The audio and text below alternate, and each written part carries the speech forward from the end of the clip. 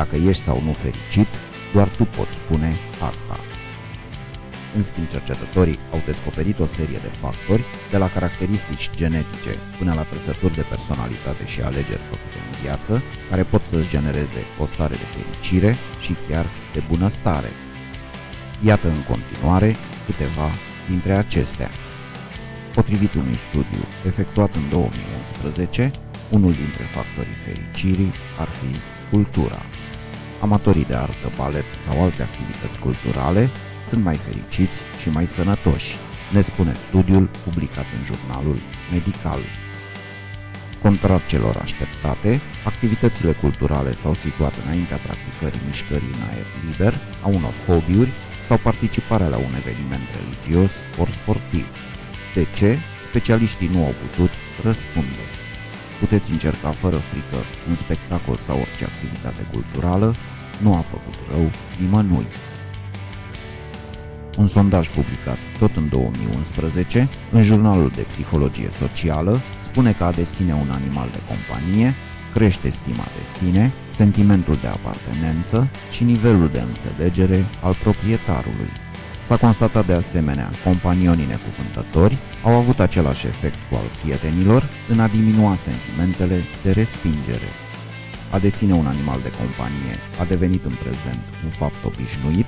În 2007, 2/3 din gospodăriile americane deținuseră deja cel puțin un exemplar.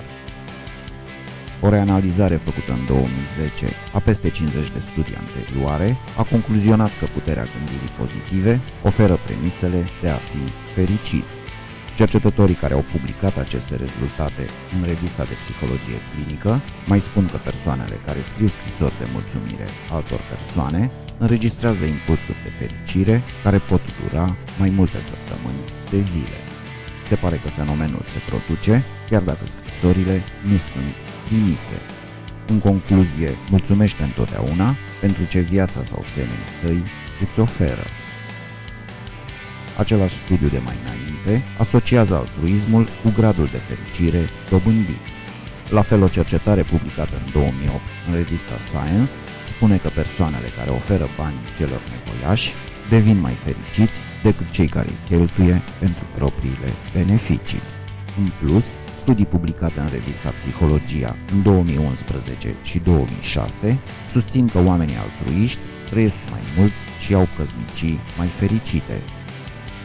Optimiștii se știe că pun în suflete mai puțină energie negativă decât ceilalți, așa că a privi viața în roz pare să fie un lucru excelent.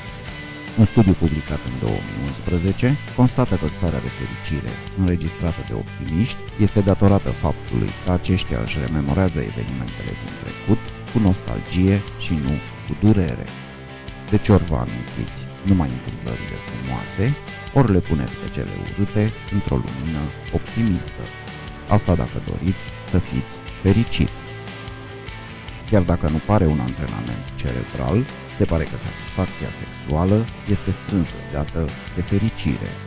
Femeile aflate în faza post-menopauză, având o viață sexuală satisfăcătoare, sunt în general mai fericite, spune un studiu publicat de revista Medicina Sexualității în 2008.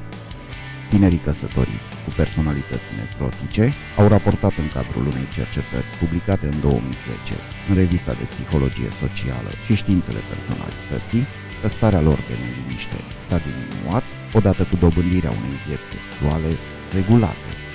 Îmbrățișările și afecțiunea fizică constituie un impuls către fericire pentru ambele sexe implicate. A dori să fii fericit este un lucru cât se poate de firesc, dar nu atât de simplu de realizat. Doctorul Iris Maus, profesor de psihologie la Universitatea din Denver, declară că a te concentra explicit pe fericire face imposibil de atins exact scopul propus.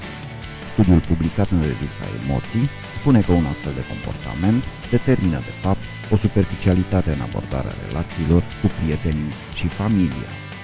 Asta nu înseamnă să nu-ți mai dorești fericirea, dar descoperă mai degrabă ceea ce te face fericit decât fericirea în sine.